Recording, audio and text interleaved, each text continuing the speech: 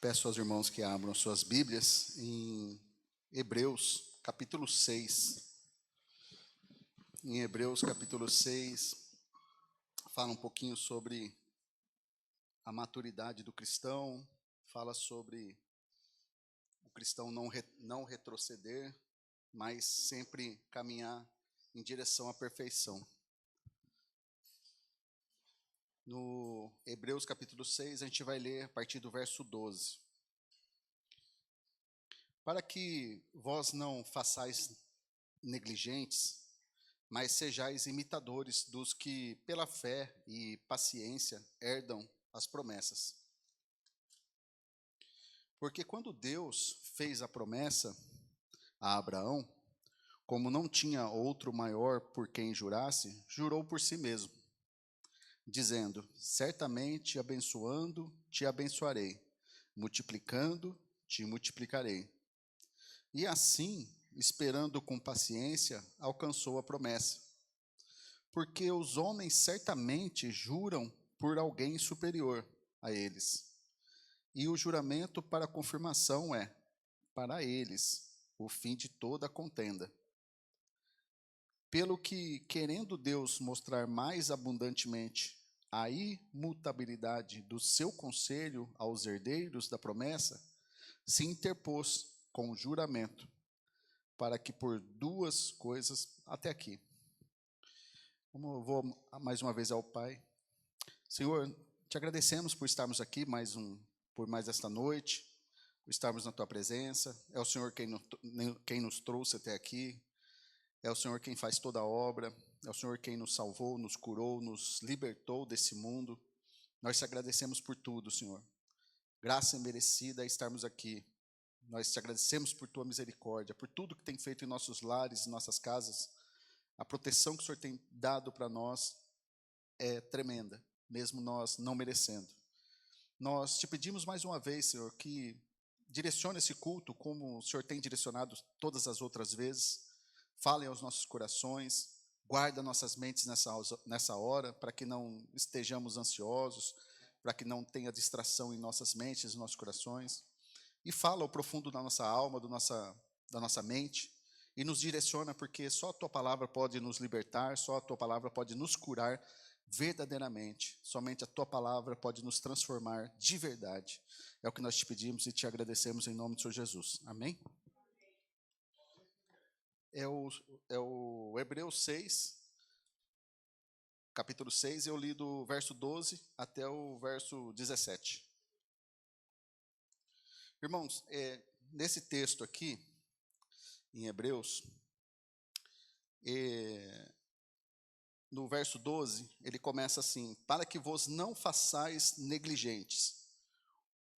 Ou, em outra versão, para ficar mais fácil de entender, para que não vos torneis negligentes, displicentes, preguiçosos, indolentes.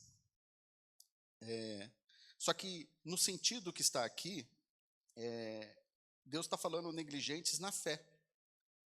É diferente de a gente estar sendo negligente porque a gente está com preguiça de fazer determinadas coisas.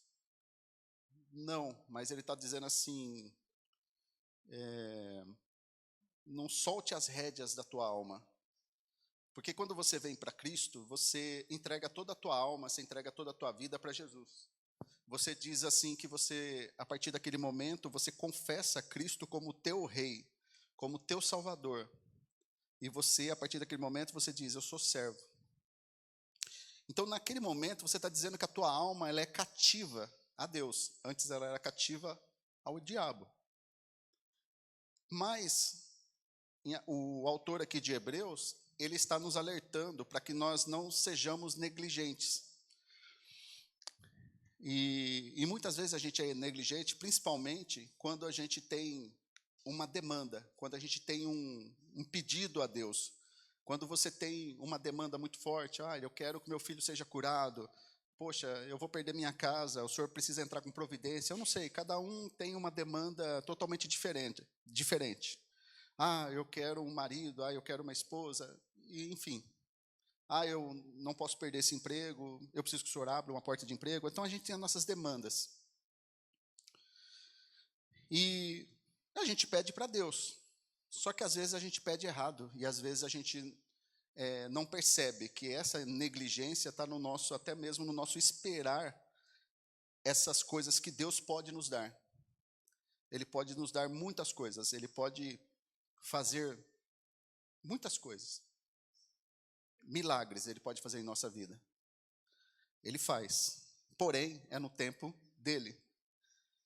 E é muito fácil a gente perceber, é isso que eu quero dividir com os irmãos, que o autor de Hebreus está nos alertando aqui que a negligência, né, a falta de zelo pela fé, coisa que Abraão teve, né? Abraão teve zelo. Teve algumas escorregadas ali, a Bíblia não esconde, mas ele teve paciência. Abraão teve paciência. Soube esperar muito para que ele confiou em Deus e foi para o deserto, para uma terra que ele nem sabia onde que era. Ele teve paciência para esperar a promessa de Deus quando prometeu que ele teria um filho.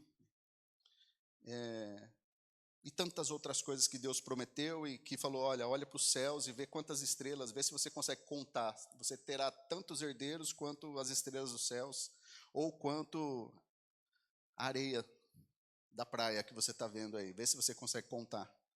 E você imagina uma pessoa ter a fé do tamanho de saber esperar. Porque assim, as coisas de Deus iriam se cumprir, porque Deus prometeu. Não porque eu mereço, mas vai acontecer porque Ele prometeu, Ele falou que vai acontecer. Agora, ninguém falou para Abraão que ia demorar tanto tempo. Assim como Moisés estava lá no deserto, ficou 40 anos lá no deserto, Deus cumpriu tudo, na hora certa, no tempo certo.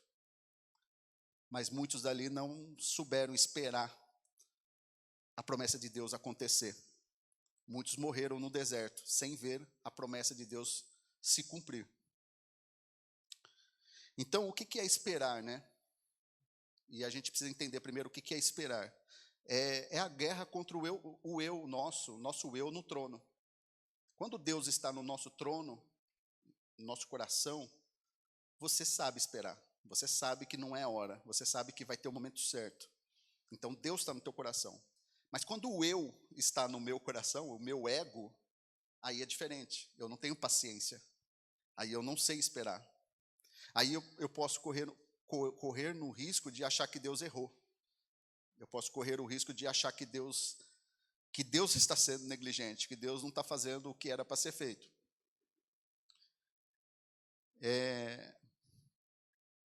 Vamos lá. E quando a gente é um pouquinho negligente com a fé, a gente começa a desfalecer sem perceber. A gente começa a mudar a nossa rotina, a nossa alma vai perdendo aquela tensão santa, o coração parece que vai ficando um pouco mais frouxo diante das coisas eternas. Então, a gente começa a olhar mais para esse mundo e as coisas eternas começam a ficar em segundo plano. E aí aparecem alguns sinais, como a gente começa a falar, hoje eu não tenho forças, hoje eu não estou com força para ir para a igreja. Depois passa-se um tempo mais, aí você já não fala isso, hoje eu não tenho forças. Porque enquanto você fala assim, hoje eu não tenho forças, você ainda reconhece que você deveria ter forças para combater aquela falta de vontade. Mas passa o seu tempo, você já fala assim, não precisa, não faz tanta diferença. Se a gente não for hoje, não faz tanta diferença. Se eu não fizer isso que Deus mandou fazer, você acha que vai fazer diferença? Não vai fazer diferença. Aí até chegar uma hora que a gente se tornou o quê? Um crente que vive um Deus só de boca. E a gente acaba sendo um religioso, como várias vezes é pregado aqui, aonde Deus não está no centro. Tudo está no centro, menos Deus. É um cristianismo sem pulsação, né? Um cristianismo sem vida, quando está sem Deus. E a gente tem que entender assim, que a espera é um campo de obediência, é lugar de fé, e é caminho de herança. Se vocês perceberem na Bíblia, você esperar é um campo de obediência a Deus, e você vê que você se torna herdeiro. Você vê que o jovem que pediu tudo, a herança para o pai, né, o filho pródigo, e ele não estava com paciência. Não, mas eu vou ter que esperar o senhor morrer ainda? Nossa, pelo amor de Deus, eu tenho que esperar ele morrer com tanta abundância de dinheiro? Não, eu quero a minha parte agora. Aí ele pegou a parte dele e foi viver gastando de forma absurda. E é isso. Agora, quando você está em Deus, você sabe que você está obedecendo a Deus, porque não é só questão de obedecer a Deus, mas é uma questão de, se você é herdeiro, você reconhece que você é herdeiro de Deus, você não é apenas um religioso, então você sabe que Ele te atender, vai te atender na medida certa e na hora certa, no momento certo. Deus não dá herança a consumidores de resultado. Deus forma herdeiros. E herança não se toma, se recebe no tempo do Pai. E outras coisas que a gente aprende aqui: fé sem paciência se torna ansiedade espiritual. Eu creio, mas quero agora. Ou paciência sem fé é uma resignação seca. Eu espero, mas sem esperança. Já viu também aquela situação onde o crente, Deus vai prover, estou esperando em Deus. Aí eu tenho um cunhado meu, um cunhado, ex-cunhado já. Tudo que a casa dele precisava, ele falava, Deus, ele falava assim, estou esperando ver, eu estou esperando Deus preparar, que Deus vai preparar. Deus, eu esperando um servo de Deus aí que me dê essa cama que a minha filha precisa. A filha dele estava dormindo numa cama podre há anos e anos e anos, e ele falava assim, eu estou esperando Deus preparar uma nova cama. E era sempre assim. Faltava um dia para chegar o aniversário da filha dele. Eu falei, e aí, vocês vão comemorar a festa, aniversário dela? É uma menininha desse tamanho na época, né? Desse tamanho. Eu estou esperando Deus preparar, Deus usar um servo de Deus para preparar o bolo. Então, não é essa esperar tudo em Deus, Deus vai preparar, Deus vai usar a igreja inteira aqui para me dar tudo que eu quero. A irmã ali vai me dar um carro, o irmão ali vai me dar uma moto, o irmão ali vai me dar uma cesta básica para eu ajudar uma outra família lá em tal lugar. É assim. E aí também não funciona. Você tem a pessoa tem fé, mas ela não tem esperança nenhuma que ela vai conseguir, que ela tem que batalhar, que ela tem que fazer, enfim. A espera santifica, porque expõe o ídolo do controle. Ela mostra quem é o ídolo que está no controle do nosso coração. Ela demonstra também, quando você não sabe esperar, demonstra ali também, às vezes, que a gente está usando uma teologia do eu mereço. Então, às vezes é isso.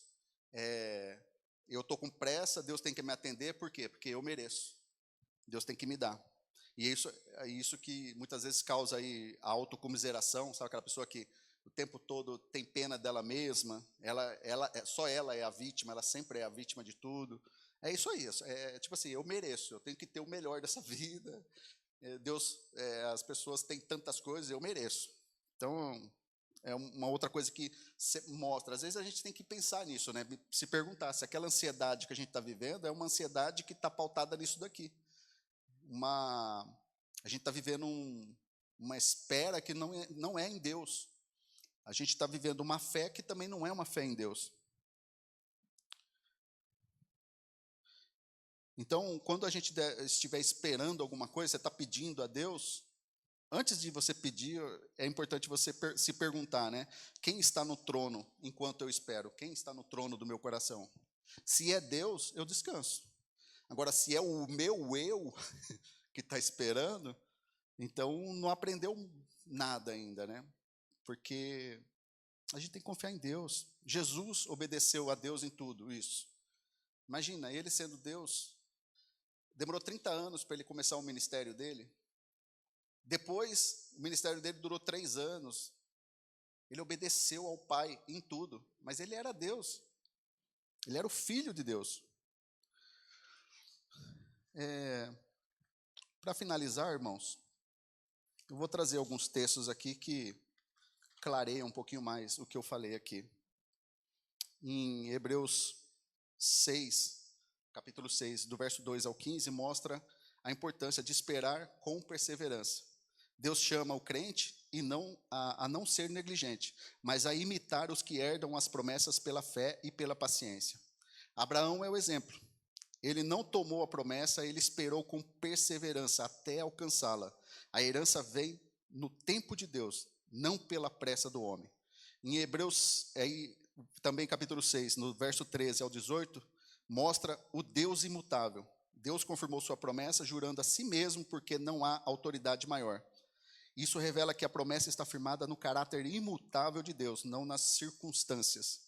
Assim temos uma forte consolação e esperança segura como âncora da alma. Em Romanos, capítulo 5, do 3, versos 3 a 5, fala o seguinte, ensina-nos o quê? Que as tribulações produzem perseverança também. Às vezes a gente não quer passar por tribulações, mas às vezes é a tribulação que vai nos dar fé, que vai nos ensinar a esperar. As tribulações não são inúteis, elas produzem perseverança, que forma caráter e gera esperança. Essa esperança não decepciona, porque é sustentada pelo amor de Deus, derramado no coração. Você vê que quando você chora, você derrama o seu coração pedindo algo ali, mas você, no meio de uma tribulação, você fica mais forte. Você sai daquele lugar ali com muito mais fé. Em Gálatas 4, verso 4, está assim, Jesus veio na plenitude do tempo. A Bíblia relata que Jesus não veio nem antes, nem depois do tempo correto. Ele veio no tempo certo. Cristo veio na plenitude do tempo, ou seja, no momento exato determinado por Deus. Isso mostra que Deus não age por pressão humana, mas por propósito perfeito e soberano. O tempo de Deus não atrasa, nem adianta, ele é exato. Em João, capítulo 2, verso 4, está assim, Jesus não é guiado pela urgência. Jesus afirma, minha hora ainda não chegou, mostrando que ele não é guiado por urgência humana. Maria pediu para ele, e ele falou assim, o que eu tenho contigo? Ainda não é chegada a minha hora. Então assim, não é a urgência sua que vai fazer Deus fazer. Deus vai fazer no momento certo, porque ele governa, ele é soberano. Mesmo diante de uma necessidade real, ele age no tempo do Pai, não no tempo das pessoas. A obediência ao tempo de Deus é parte da verdadeira santidade. E para finalizar aqui, Jó 1:21. Deus governa todas as coisas. Jó reconhece que tudo vem de Deus e está sob seu governo. O Senhor deu, o Senhor tomou. Mesmo na perda, ele responde com adoração, não com acusação. A gente tem que aprender com Jó. A fé madura confia em Deus, não apenas no receber, mas também no perder. E 2 Pedro, agora sim o último versículo, 2 Pedro 3:9. O tempo de Deus é para a salvação. Deus não está atrasado, ele é longânimo, paciente, dando tempo para arrependimento.